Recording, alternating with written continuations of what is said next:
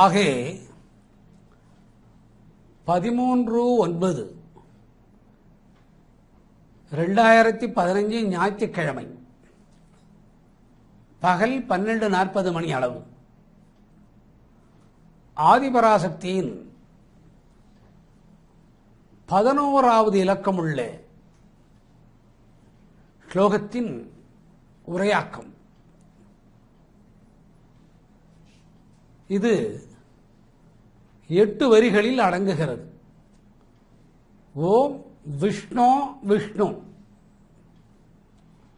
ருத்ர ருத்ர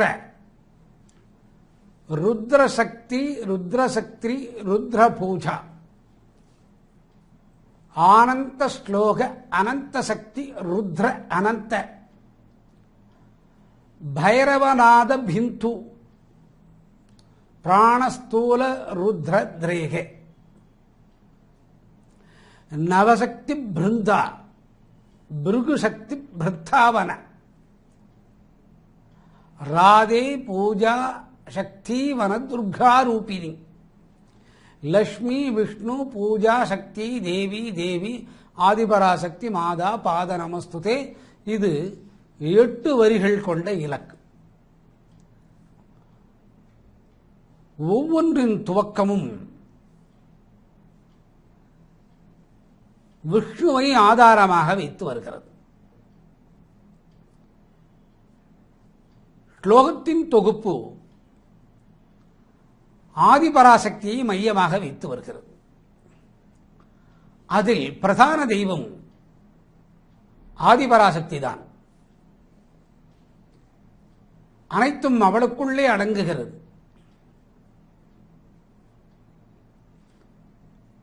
அவளுக்குள்ளே அடங்கக்கூடிய காலத்தில் விஷ்ணு என்ற ஒரு மகாதெய்வத்தின் மூலமாக ஆன்மீகத்தை உலகுக்கு சொல்கிறாள்.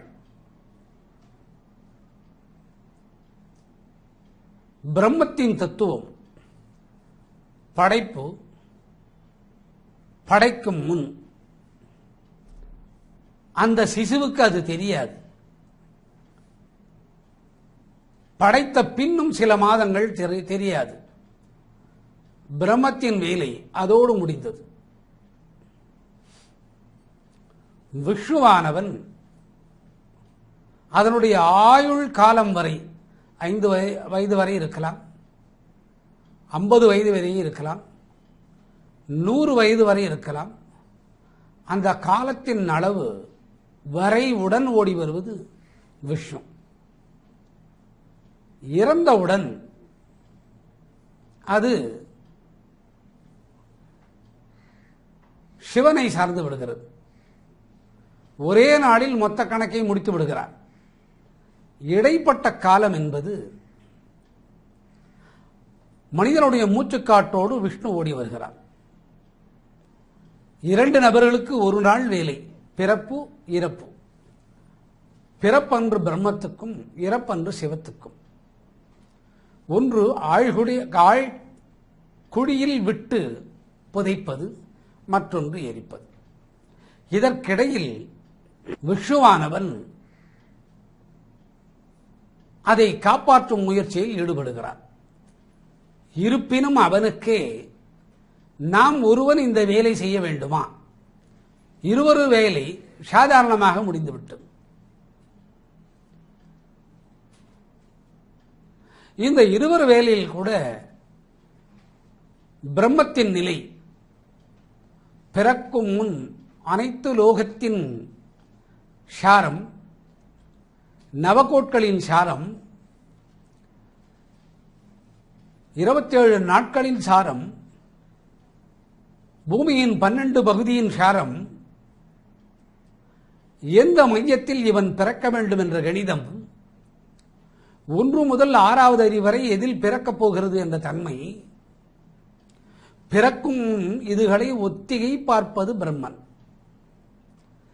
எந்த பூமியில் பிறக்க வேண்டும், எவ்விடத்தில் வளர வேண்டும், பிறக்கும் முன் அந்த தொழிலை சீராக செய்து பிறப்பை நடத்துகிறான் பிரம்மன். ஆனால் பிறந்தோரும் மற்றோரும் இதை கண்ணால் பார்ப்பதில்லை. அவனுடைய காலத்தின் நீட்டும் அதிகம்தான். இவனுக்கு யார் தாய் தந்தையாராக வர வேண்டும்? அந்த தாய் தந்தையின் புண்ணிய பிராணன், புண்ணிய சக்தி, பாபத்தின் குறை, இதுகளுக்கு தகுந்த மாதிரி ஒரு சிசுவின் ஜனனம், அதற்கு பிதுர்மண்டலத்தின் ஆராய்ச்சி, சந்திரமண்டலத்தின் ஆராய்ச்சி, இதுகளின் கூட்டுத்தொகைக்கு ஏற்றபடி ஒரு பிரஜையை ஜனிக்க வேண்டும். அதற்கு சிசு என்பது பெயர். ஆனால் இது ஒரு நாளில் முடிந்து விடுகிறது. 10 திங்களில் ஏதோ ஒரு நாளில் முடிந்து விடுகிறது. இறந்த பின் என்னென்ன செயல்கள் நடக்க வேண்டும் அவன் வாழ்க்கையில், அந்த பிராணனின் நிலை என்னென்ன தொகுதிகளுக்கு கொண்டு போக வேண்டும், இதுகளை ஆராய்ச்சி செய்வது சிவன். ஆனால் மனித இயக்கத்திற்கு இது வெளிப்படையாக தெரிவதில்லை.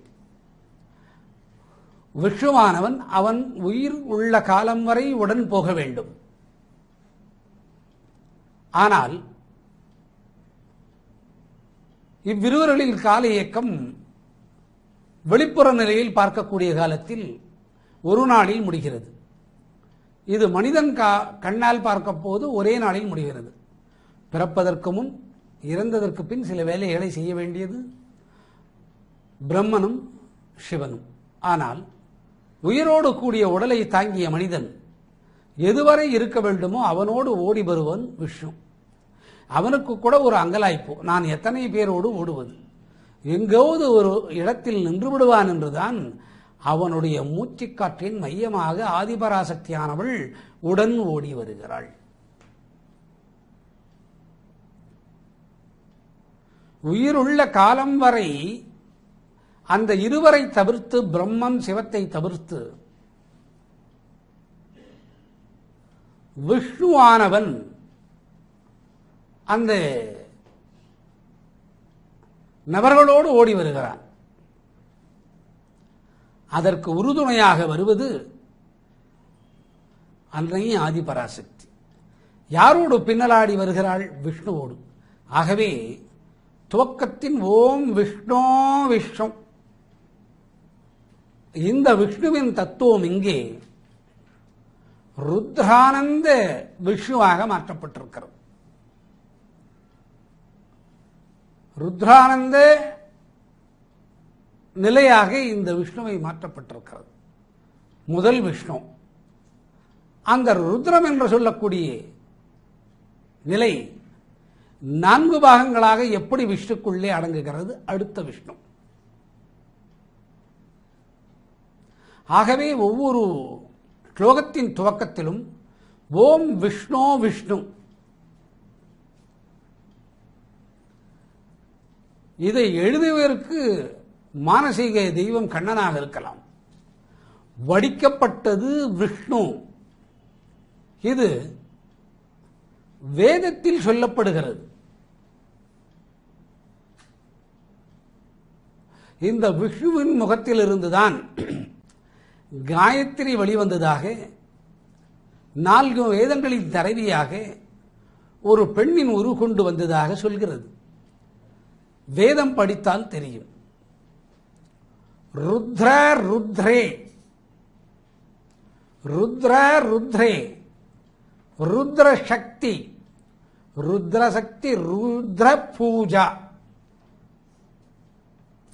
ருத்ர ருத்ரே. அதாவது ஒரு ஆணின் சக்தி அல்லாதே, அல்லது ஒரு பெண்ணின் சக்தி அல்லாது. ருத்ரே பார்வதி அல்லாத சிவன். ருத்ரே பார்வதி அல்லாத சிவன். இங்கு ஆணின் தன்மையோடு ருத்ர சொல்லப்படுகிறது. ருத்ரே ஆண் உருவத்தோடு அடங்கிய பார்வதி தேவி. அந்த பார்வதி தேவியின் தன்மை ஆணின் தன்மை. ருத்ர ருத்ரே, முதல் ருத்ரே, ருத்ரான்னு சொல்லக்கூடிய முதல் ருத்ரா பார்வதி அல்லாத சிவன், ஆணின் உருவம். ஆண்டான் ஆன்மீகத்தை நடத்தி செல்பவன். அனைத்து உடல் உருவுக்குள் இருந்து அதை வளர்ப்பவள் பெண் பார்வதி. ஆகவே இங்கே ஆண் பெண் என்ற உருவங்களை பிரிக்கப்படுகிறது. ருத்ரா, பார்வதி அல்லாத சிவன் என்பது பொருள். ருத்ரே, ஆண் உருவத்தில் அடங்கிய பார்வதி. பார்வதியின் இயக்கம் அனைத்தும் ஆணின் தன்மை.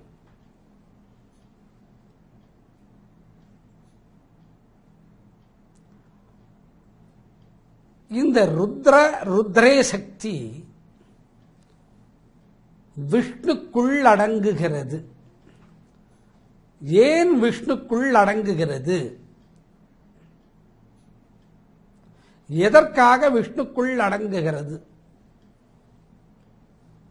யோக சாஸ்திரம் கல்வி பயிலக்கூடிய காலத்தில்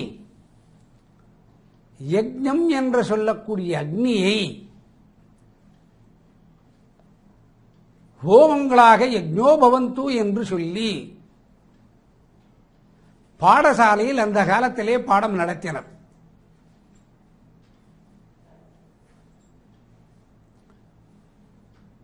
கிரகத்தில் ஓமியாதி விஷயங்கள் செய்யக்கூடிய காலத்தில் யாகம். அந்த காலத்தில் பாடசாலை, குருகுலம் என்றனர். அங்கு ருத்ரனை வைத்து யாகத்தை வளர்த்தி இந்த பிரணவத்தின் ஓம்காரத்தை உடலிலே புகுத்தி ஆன்மீக செயலுக்காக செய்தனர். அந்த ருத்ரம் என்ற வெளிப்புறமான சொல்லுக்கு ஆண் என்று பெயர். யாகத்திலே வரக்கூடிய நெருப்பு பிழம்புக்கு ஆண் என்று பெயர். அந்த நெருப்பு பிழம்பு மேல் ஓங்கி வளர்கிறது. நெய் விட்டுக்கொண்டே போகிறேன், ஓங்கி வளர்கிறது.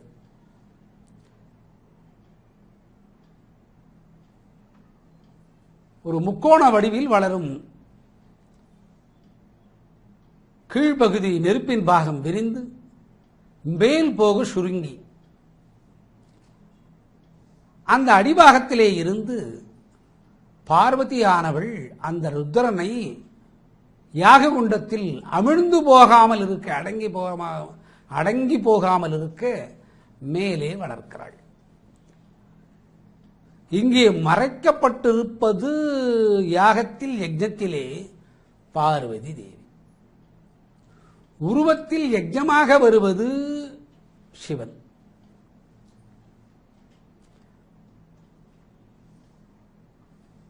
பார்வதி ஒன்று, சிவன் ஒன்று, இரண்டானது. பார்வதிக்குள் சிவன் மூன்று, சிவனுக்குள் பார்வதி. நான்கு வகையான தத்துவம். நான்கு வகையான தத்துவம். அதற்கு ருத்ரே, ருத்ரசக்தி, ருத்ரசக்தி, ருத்ர பூஜா. இது நாபி என்று சொல்லக்கூடிய வயிற்றிலே, நாபி வயிறு, நாம் உண்ணக்கூடிய உணவு செரிமானமாவது இந்த தத்துவம்தான். காயை வேக வைக்கிறீர்கள், ருத்ரம். இறைச்சியை வேக வைக்கிறீர்கள், ருத்ரம். பச்சை அரிசியை சாதமாக வேக வைக்கிறீர்கள், ருத்ரம். நெருப்பு என்பது பொருள். அது பக்குவம் அடையும் நிலை பெண். அரிசி வெந்து விட்டதா? இறைச்சி வென்று விட்டதா?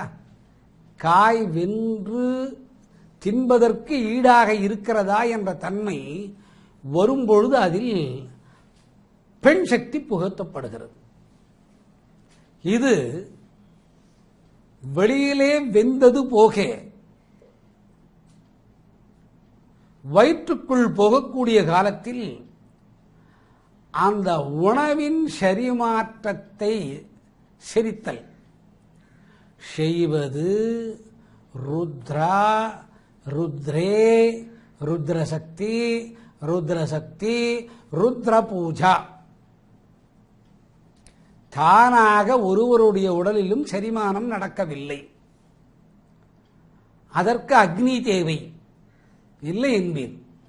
இது பொய் என்று சொல்வீர் விஞ்ஞானத்திலே. இல்லை, இதுதான் மெய். அந்த குடல் ஒன்றோடு ஒன்று அழுத்தப்படுகிறது. அழுத்தப்படக்கூடிய காலத்திலே அந்த மென்று முழுங்கிய உணவானது செரிமானமாகிறது. அதற்கு உள்ளே இயக்கம் குடல், இரைப்பை. அதற்கு உராயும் போது வெப்பத்தின் தன்மை உண்டாகிறது.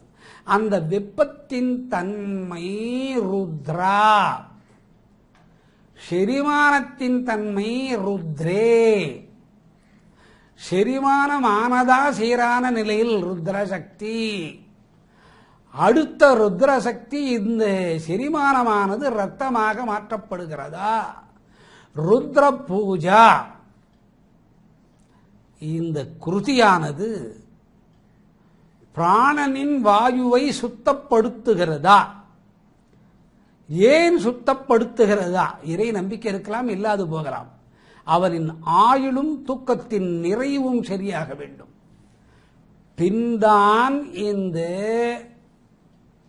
குருதி என்று சொல்லக்கூடிய ரத்தம் ஓட்டத்திற்கு ஆரம்பமாகிறது. ரத்தம் ஆகும் வரை ருத்ரே. இது ரத்தமாக ஆக்கப்பட்டது என்பது சொல்லும்போது ரத்தம் வரை ருத்ரா. இது குருதியாக மாற்றப்பட்டது என்பது ருத்ரே. இது ஓட்டப்பந்தயத்தில் இப்போது நரம்புகளின் வழியாக ஓடுகிறது ருத்ர சக்தி. இது இருதயத்தில் சுத்திகரிக்கப்படுகிறது அடுத்த ருத்ர சக்தி. இது யோக சித்தாந்தத்தை தானாக ஓட்டப்பந்தயத்தில் ஓடுகிறது. அதற்கு ருத்ர பூஜா. ஒவ்வொரு மனிதனின் உடலிலும் தானாக ருத்ரதேவன் குருதியின் வடிவிலே பூஜை செய்கிறான். ஆன்மீகம் வெளியே இல்லை, ஆன்மீகம் உள்ளே உண்டு. தெய்வம் இல்லை என்று சொல்லலாம், தவறேதுமில்லை, ஏற்றுக்கொள்வோம். அவனுக்கு கூட செரிமானம் வேண்டும். இறைவன் இல்லை, ஏற்றுக்கொள்ளலாம். அவனுக்கும் உடலிலே வெள்ளை அணு சிவப்பணுக்கள் வர வேண்டும். அவனுக்கு கூட 12 ஆண்டுகள் எலும்புக்குள்ளே மஜ்ஜை என்ற கொழுப்பு சேர வேண்டும். இல்லை என்று இறைவன் இல்லை என்று எடுத்துக்கொள்வோம். அவனுக்கு 12.5 வயதில் அனைத்து உறுப்புகளும் வளர வேண்டும். இறைவன் இல்லை என்று வைத்துக் கொள்ளலாம். அவனுக்கு திருமண வைபவம் வேண்டும். இறைவன் இல்லை என்று ஒத்துக்கொள்ளலாம். அவனுக்கு தன்னுடைய இனத்தை பெருக்கிக் கொள்ளும் தன்மை வர வேண்டும். இதற்கு ஒவ்வொரு உடலிலும் மகாவிஷ்ணுவானவன் தான் அந்த சக்தியை எடுத்துக்கொண்டு ருத்ர யாகத்தை தானே செய்கிறான் என்பது பொருள். ருத்ர யாகத்தை தான் செய்கிறான் என்பது பொருள். இறைவன் உண்டு என்று சொன்னாலும் இறைவன் இல்லை என்று சொன்னாலும் ருத்ர பூஜையை, ருத்ரத்தின் ஆனந்த சக்தியான பூஜையை,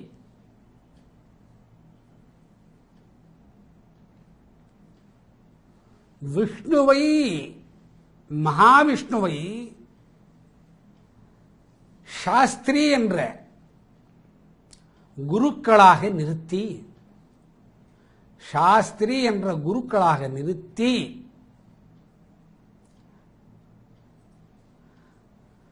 அந்த இயக்கங்களில் பெண்ணாக உள் உறைபவள் ஆதி பராசக்தி.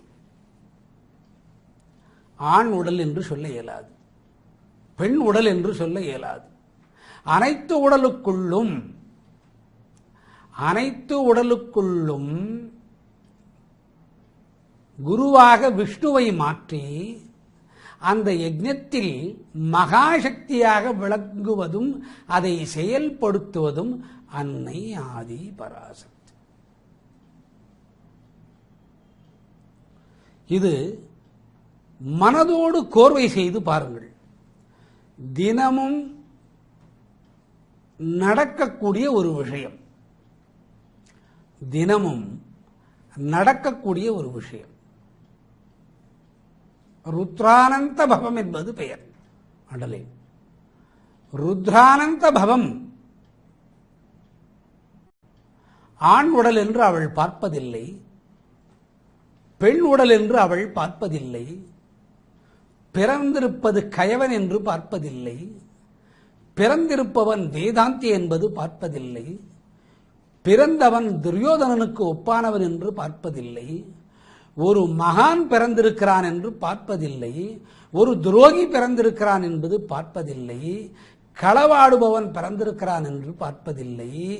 அனைவருடைய உடலுக்கு ருத்ரனாக விஷ்ணுவை மாற்றி அந்த யாக யஜ்ஞத்தை அவன் கையால் ஆதிசக்தியான ஆதிபராசக்தி செய்விக்கிறாள். உணவு உண்கிறோமே, அந்த ஷரிமானத்தின் மகாசக்தி ஆதிபராசக்தி தான் செய்ய வைக்கிறாள்.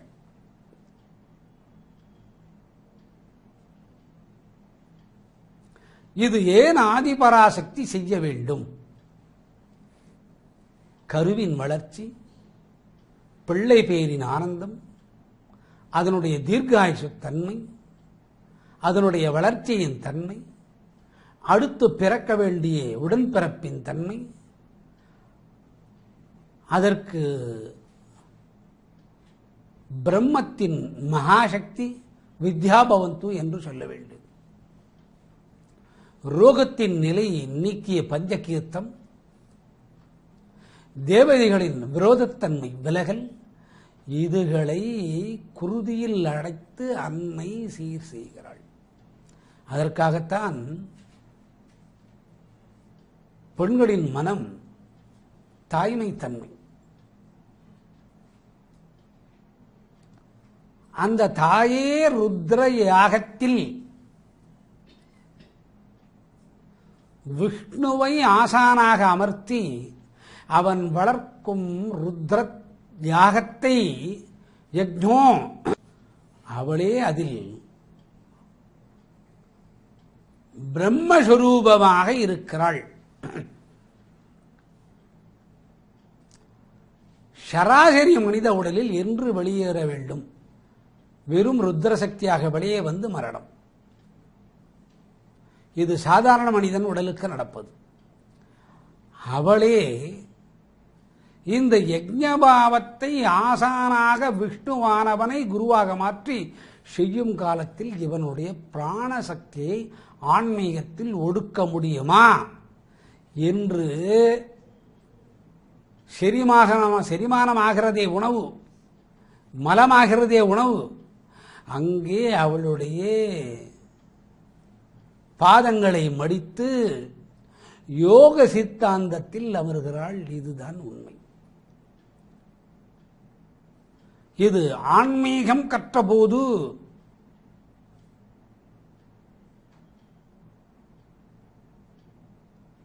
கண்ணாடிக்கு முன் பின் தெரியக்கூடிய பொருள் உள்ள நிலை எப்படி இருக்குமோ அது மாதிரி தெரியும்.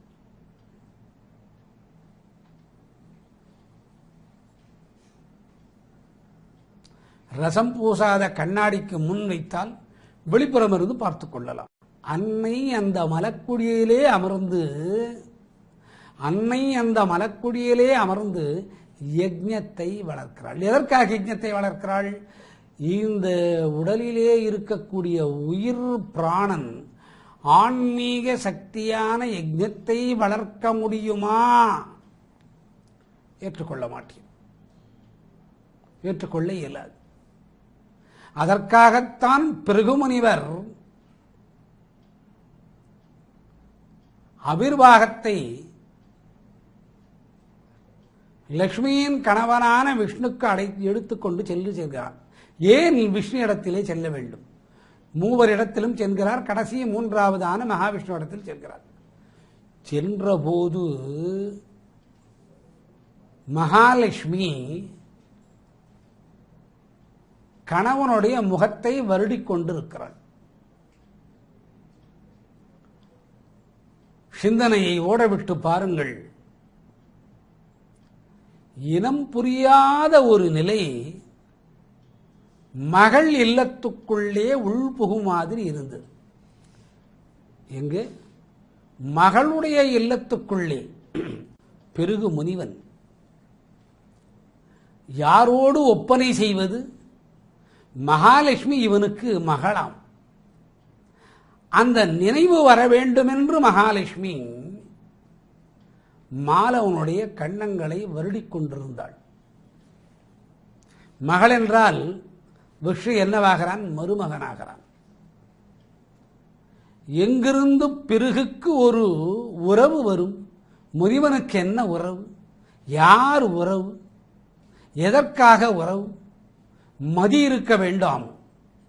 உடனே விஷ்ணுவானவன் எழுந்து அமர்ந்து தனது இடது கையை மகாலட்சுமியின் தோள்களிலே போடுகிறான்.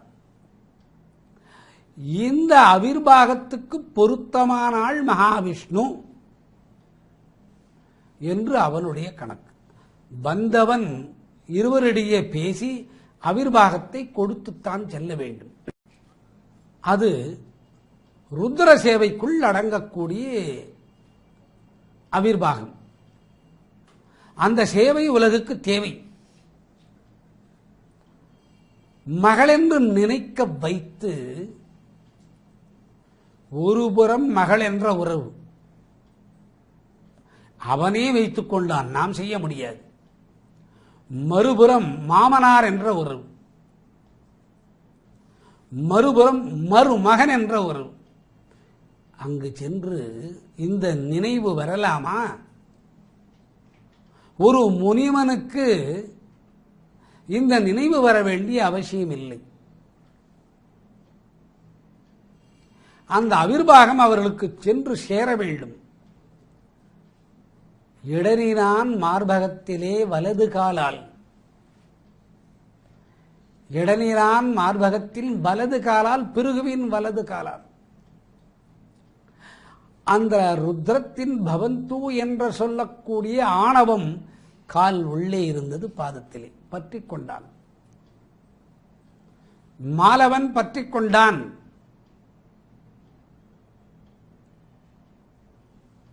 பிருகு முனிவரின் யஜ்ஞோ பவந்து என்ற சக்தியை, அந்த ஆகுதியை வயிற்றில் அடைத்துக் கொண்டு எடுத்துச் செல்கிறான். அதை ஒரு கலசமாக்கி வெளியே எடுத்து அதிலே இட்டு செல்கிறான். அந்த அவிர்வாகத்தின் குளறுபடியால் தான் நமக்கு இன்று சீனிவாச மலை என்று சொல்லக்கூடிய 7 மலை கிடைத்தது. ஆகவே ஒவ்வொரு வயிற்றுக்குள்ளும் ருத்ரத்தின் யாகத்தன்மையை நாம் அருந்தக்கூடிய உணவின் வழியாக விஷ்ணுவை குருவாக்கி ஆசானாக்கி அந்த யஜ்ஞத்தை உருவாக்கி வளர்க்கும் போது, வளர்ந்து வரும்போது அதற்கு வேலைக்காரியாக இருப்பது அன்னை ஆதி பராசக்தி.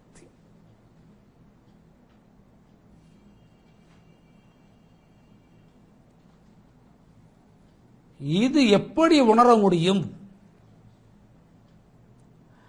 ஆன்மீகத்தின் சாரல்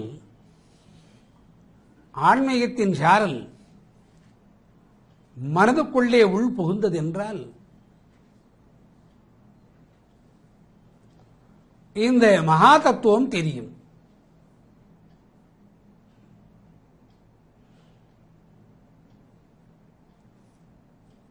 ஆன்மீகத்தின் கற்ற நிலை வேண்டும். ஆசானின் அருள் வேண்டும். ஆசானோடு தொடர்ந்திருக்கும் தன்மை வேண்டும். ஆசானோடு தொடர்ந்திருக்கும் தன்மை வேண்டும். இயல்பு வாழ்க்கைக்கு தேவையான அனைத்தும் கிடைத்துவிடும். இயல்பு வாழ்க்கைக்கு தேவையான அனைத்தும் கிடைத்துவிடும். இது கிடைக்காமல் போகுமோ என்று கவலை தேவையில்லை. ஏன்? இதற்கு மையமாக இருப்பது லட்சுமியும் விஷ்ணுவும். அதில் ஓட ஓட விருட்டுவது பிரகுமுனிவரை. ஆகவே ஆன்மீகத்தின் சாரலை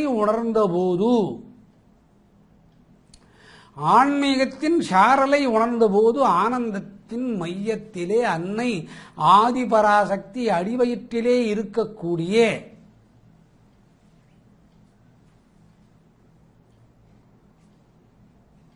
செரிமானம் ஆகக்கூடிய உணவு பலமாகி அதில் யஜ்ஞோபவந்தை செய்கிறாள் அன்னை. இல்லை என்றால் அது மலமாகாது. இல்லை என்றால் அதில் வாயு என்ற காற்று பகவானை சேர்த்து வெளியில் அனுப்ப மாட்டால் நம்மால் முடியாத அந்த கதை. இது அனிச்சை செயல் என்பான். இந்த அனிச்சை செயலுக்கே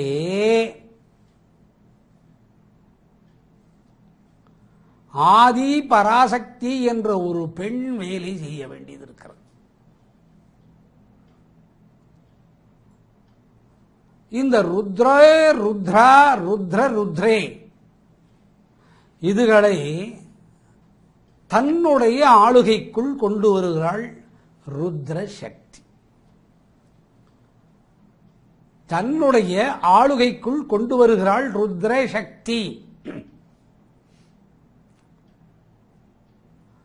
ஆணுமாகி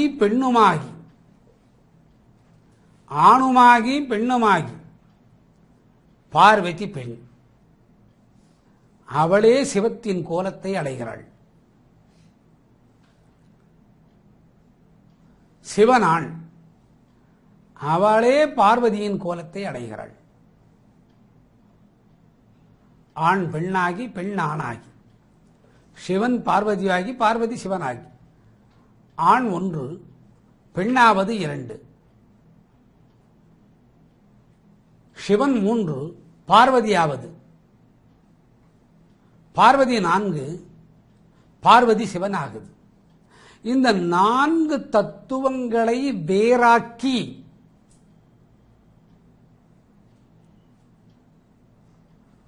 ஒவ்வொருவரையும் தனித்தனியாக பிரிக்கக்கூடிய காலத்திலே ஆண் தெய்வீக சக்தி அல்லாத சாதாரண ஆணாகிறாள்.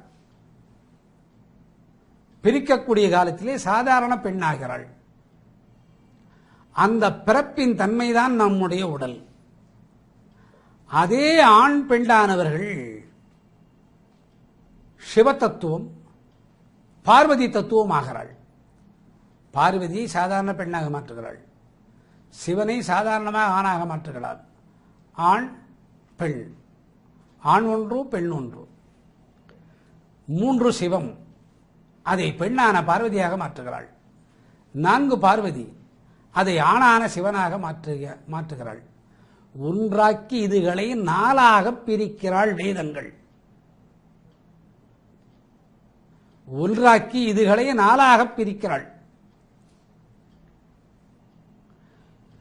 இந்த நான்கை பிரித்து அதற்குள் உள்புகுவது ருத்ரத்தின் தன்மையாக ஆதி பராசக்தி.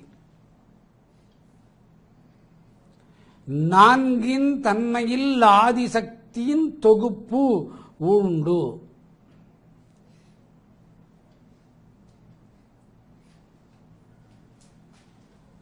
நான்கின் சக்தியில் ஆதிபராசக்தியின் தன்மை உண்டு.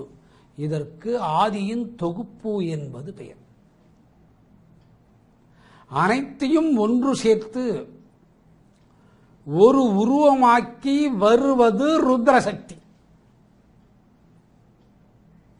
அந்த ருத்ரசக்தி என்பவளே ஆதி பராசக்தி. அண்டமாகி அவனியாகி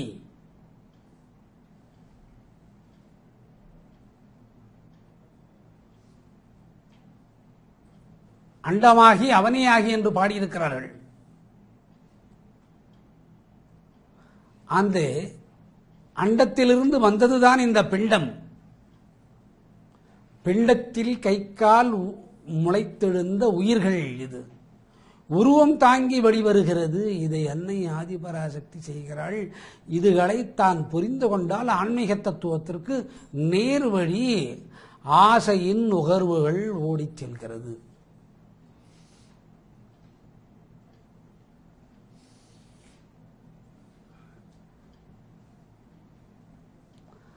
ஆசையின் நுகர்வுகள் ஓடிவிட்டது.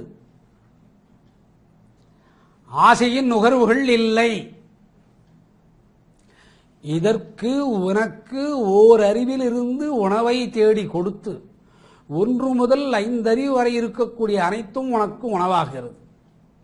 அதை உணவாக்கி அந்த உணவு செரிமானம் நடக்கிறதா என்று பார்த்து அந்த உணவுக்கும் மலத்திற்கும் இடையிலே அமர்ந்து அன்னை யோக சக்தியை செய்கிறாள்.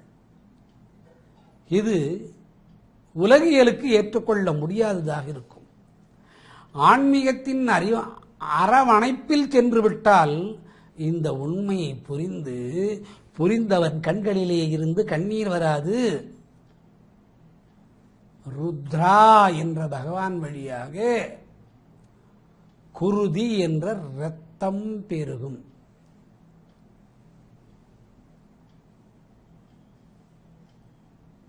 இங்கே முழு மூலக்கர்த்தாவாக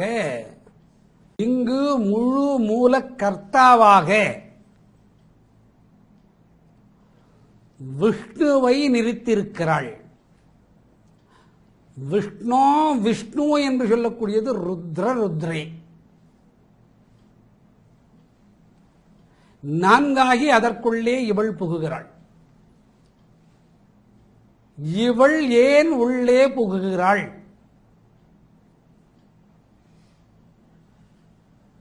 அந்த விஷ்ணுக்குள்ளே ஏன் இவள் புகுகிறாள்?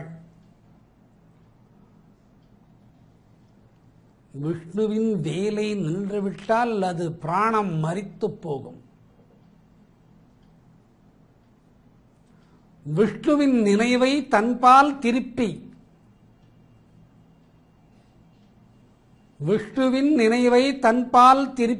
விஷ்ணுவை இவள் ஆசானாக்கி.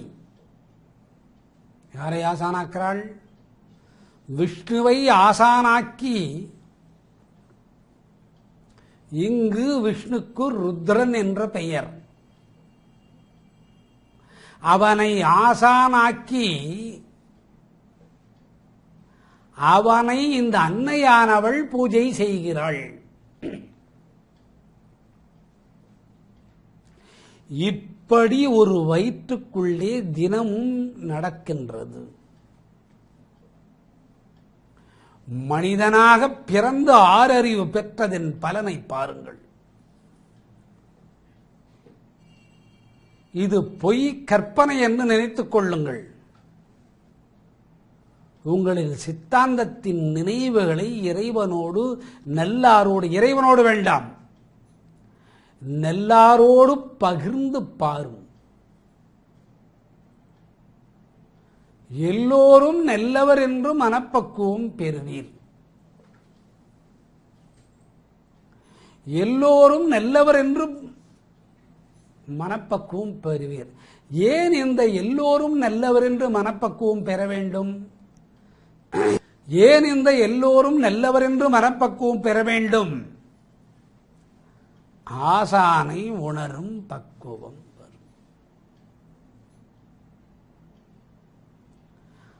ஆசானை காலம் உள்ளளவும் ஏற்றுக்கொள்ளாது. ஆசானை காலம் உள்ளளவும் இவன் ஆயுள் வரை ஏற்றுக்கொள்வதில்லை. கண்ணனை மானசீக குருவாக நினைத்திருந்தான் கர்ணன். கர்ணனை சீடனாக ஏற்றுக்கொள்ளவில்லை கண்ணன்.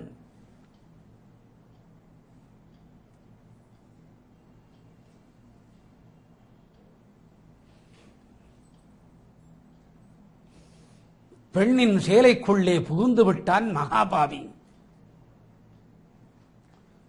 போரிலே மாய்க்கப்பட்டான். தன் மனதுக்கு விரும்பி ஒரு சீடனாக வருவனை கூட விதி விடவில்லை. எல்லோரும் நல்லவர் என்ற தத்துவத்திற்கு போகக்கூடிய காலத்தில் பகை என்ற உணர்த்துதனை இல்லாத காலத்தில் அப்பிறப்பில் சீரான ஆசான் கிடைத்து முன்பிறப்பிலும் அவனேதான் ஆசான் ஆன்மீக நெறிகளை போதிக்கின்றான். அதற்காக விஷ்ணுவை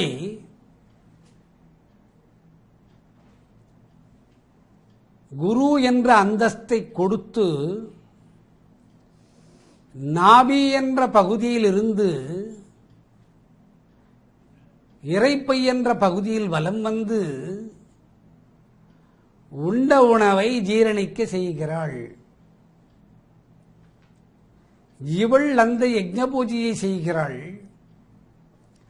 அங்கு தானே தானுமாகி விஷ்ணுவை குருவாக்கி அந்த குருவுக்கு பூஜனை செய்கிறாள்.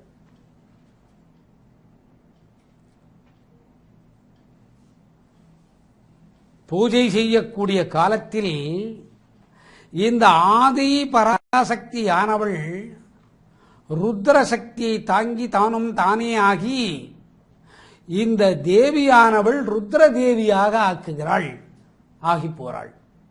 ஆகவே ருத்ரனின் காலம் மரணத்தோடு ஒருவருடைய தொடர்பு முடிந்தது. ஆனால் இவள் மரணத்திற்கு பின் என்னென்ன நடக்க வேண்டும் என்பதற்காக ருத்ரன் என்ற சிவனை ஒரு நாளில் அவனுடைய மரணத்தின் ஒரு பொது மனிதனின் மரணத்தின் பின் அவனை மறைத்து மரண காலத்திற்கு பின் என்னென்ன நடக்க வேண்டும் என்பதை வயிற்றுக்குள்ளே இருக்கக்கூடிய மலத்தின் மேல் அமர்ந்து ருத்ரதேவியே ஆதிபராசக்தி ஆகி விஷ்ணுவை பூஜை செய்கிறார். ஒரு மகன் கை நிறைய காசுகளை சம்பாதித்து தாயின் கையிலே அடித்தால் அவனை எப்படி தாய் பார்த்து கொள்ளுவாளோ அது மாதிரி விஷ்ணுவை பூஜை தான் செய்கிறாள். செய்யக்கூடிய காலத்தில் அவளுடைய உருவத்தின் பரிமாற்றம் ருத்ரதேவி. அதற்காக ருத்ரசக்தி ருத்ர பூஜா. என்ன ஆனந்தம்! அந்த மகாசக்தியை விஷ்ணுவான ஆசானிடத்திலே ஒப்படைத்து விடுகிறாள். அந்த மகாசக்தி எந்த மகாசக்தி? ஆதி பராசக்தியானவள் தானே ருத்ர தேவதையாக ஆகிறாள்.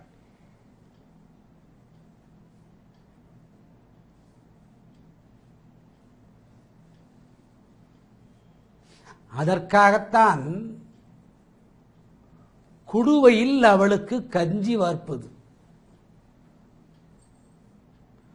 குடுவையில் பாலால் கொடுப்பது. அந்த குடுவைதான் இந்த மனித உடல். உள்ளே இருக்கக்கூடிய திரவ நிலைகள் தான் அவள். அவள் ருத்ர தேவியாகி விஷ்ணுவை ஆசானாக்கி பூஜை செய்கிறாள். எதற்காக இந்த மடியிலே அன்னை எழுந்தருளிக்கிறாள் என்று, எதற்காக இந்த உடலிலே மடியிலே அன்னை எழுந்து அருளியிருக்கிறாள் என்று விஷ்ணுவுக்கு தெரிய வருகிறது. அவளே ருத்ர தேவியாகி விஷ்ணுவை பூஜை செய்து அவளின் ருத்ர சக்தியை விஷ்ணுவிடத்திலே ஒப்படைக்கிறாள். ஒப்படைத்ததனால் விஷ்ணுவானவன் உலகம் அழியும் வரை அவனுடைய இயக்கத்தை செய்து வருகிறான். விஷ்ணு என்று சொல்றது ருத்ரே, விஷ்ணு என்று சொல்றது ருத்ரே. விஷ்ணு ருத்ர, விஷ்ணு விஷ்ணு ருத்ர, விஷ்ணு ருத்ரே ஆதிசக்தி ருத்ரையாகி பூஜையின் பலனை அவனிடத்தே கொடுத்து விடுகிறாள்.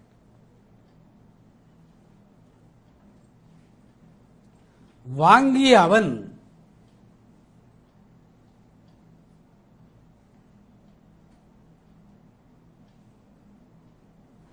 தானே சிறிது நேரம் பெண்ணாக மாற்றப்படுகிறாள்.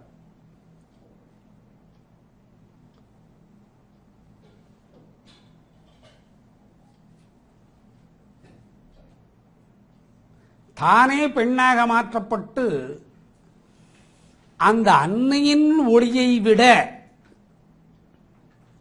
எந்த அன்னையின் ஒளியை விட? ஆதி பராசக்தி என்று சொல்லக்கூடிய அன்னையின் ஒளியை விட தன்னுடைய பிரகிருதி என்ற படைப்பின் ஒளி, காத்தலின் ஒளி, அடித்தலின் ஒளி விஷ்ணுவுக்கு அதிகமாகிறது.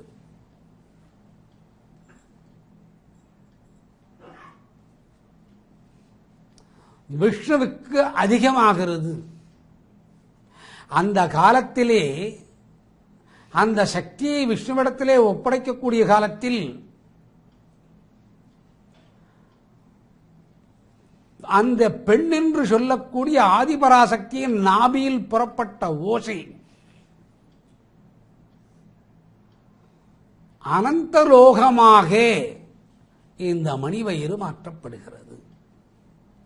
இது ஆணுக்கு அதிக சக்தியா பெண்ணுக்கு அதிக சக்தியா என்றால் பெண்ணின் வயிற்றுக்குத்தான் இந்த சக்தி. அதனால்தான் மலம் ஒரு புறம், சிறுநீர் ஒரு புறம், இரத்தத்தின் ஓட்டம் மறுபுறம்,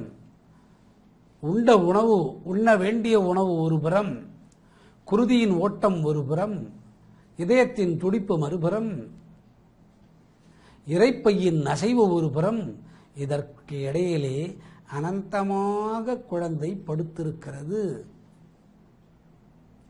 அனந்தமாக குழந்தை படுத்திருக்கிறது பனிக்குடத்துக்குள்ளே. அந்த பனிக்குடத்தின் தத்துவமாக மாற்றப்படுவது ஆனந்த ஸ்லோகா.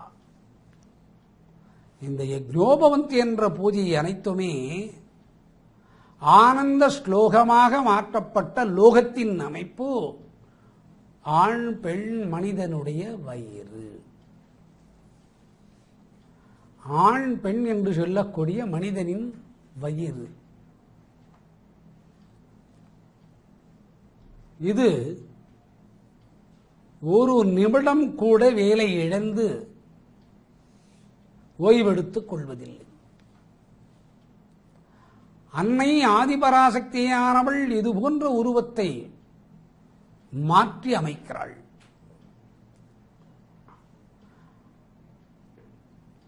ஆனந்த ஸ்லோகமாக மாறி அந்த ஆனந்த ஸ்லோகத்தின் யஜ்ஞத்தில் வந்த ஆகுதிகள் இந்த வயிறானது ஒரு அனந்த லோகமாக மாற்றப்படுகிறது. இது விஷ்ணுவின் உடலிலும் நடக்கிறது.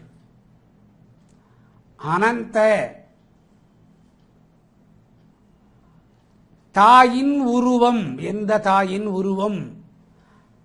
ஆதி பராசக்தி என்று சொல்லக்கூடிய தாயின் உருவம்.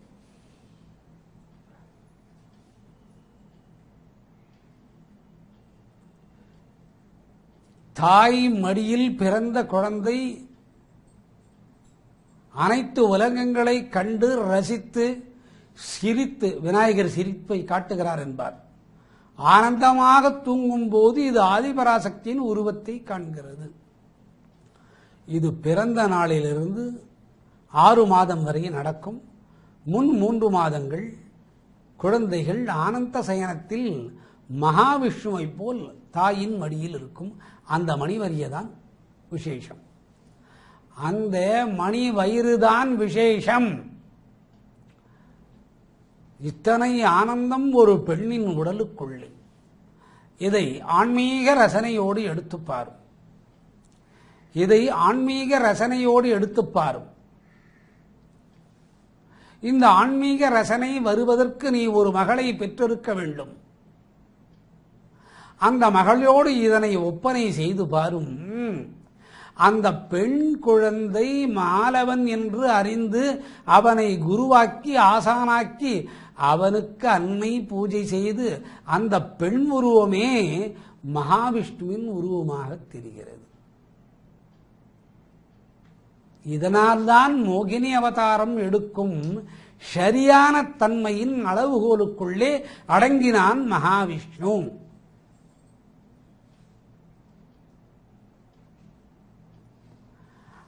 அவனுக்கு ருத்ர விஷ்ணு சக்தி துர்கை என்பது பெயர். அவனுக்கு ருத்ரா விஷ்ணு துர்கை என்பது பெயர். ஆகவே முன்னோரும் மகாமுனிவர்களும் இறைவனை வெளியே தேடவில்லை. இறைவனை வெளியே தேடவில்லை, உள்ளுக்குள் என்றான். உள்ளுக்குள் என்றான். அது உண்மைதானே ஆகிறது. அது உண்மைதானே ஆகிறது. ஆனந்தத்தின் சக்தியாக ஆதிபராசக்தி அங்கு தென்படுகிறாள். சக்தி ருத்ர விஷ்ணு துர்கை ஆகுதல் பெயர். அது உருவம் ஆதிபராசக்தி. உருவம் ஆதிபராசக்தி, பெயர் ருத்ரா விஷ்ணு துர்கை. ருத்ரா விஷ்ணு துர்கை என்றால் சக்தி என்பது பொருள்.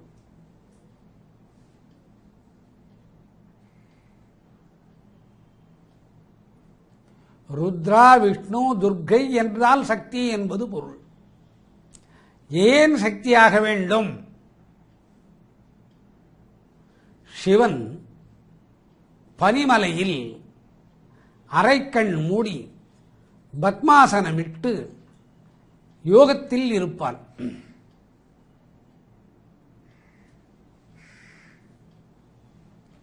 வேலைகள் நின்று போகும். காமபானத்தை இட்டு அவனை எழுப்பது வழக்கம். இங்கே சக்தி ருத்ர அனந்த பனிமலையில் எப்படி சிவனானவன் பத்மாசனமிட்டு அமர்ந்தானோ, ருத்ர சிவன் என்ற நிலையில் ஆதி பராசக்தியானவள்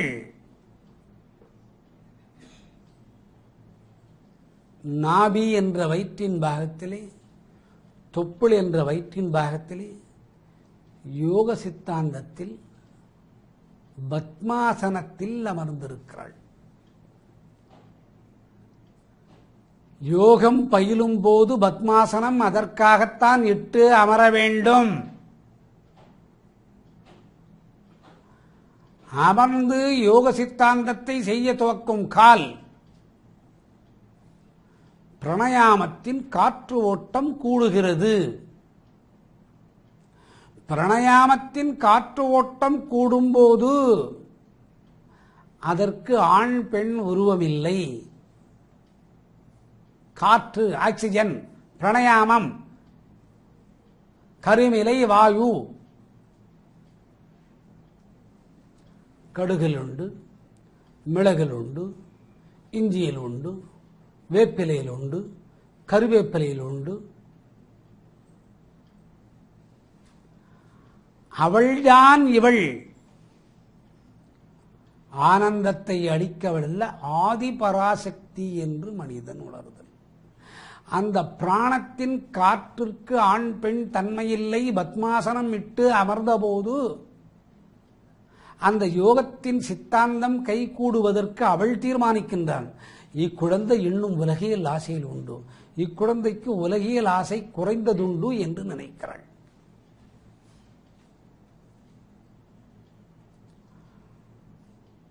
நீ மனிதன் பத்மாசனம் இட்டு வெளியே அமரும்போது ருத்ரசிவனின் யோகத்தின்படி பத்மாசனத்தை இட்டு இந்த ஆதிபராசக்தி என்ற பெண் நாபியை சார்ந்த வயிற்றுக்குள்ளே பத்மாசனம் இட்டு இருக்கிறாள்.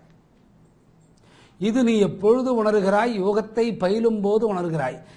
ஏன் உணர்கிறாய் என்றால் இந்த யோகத்தின் நிலை மேல் வளரும் போது உனக்கு தெரிகிறது உலகம் அனைத்தும் பெண்மயம்.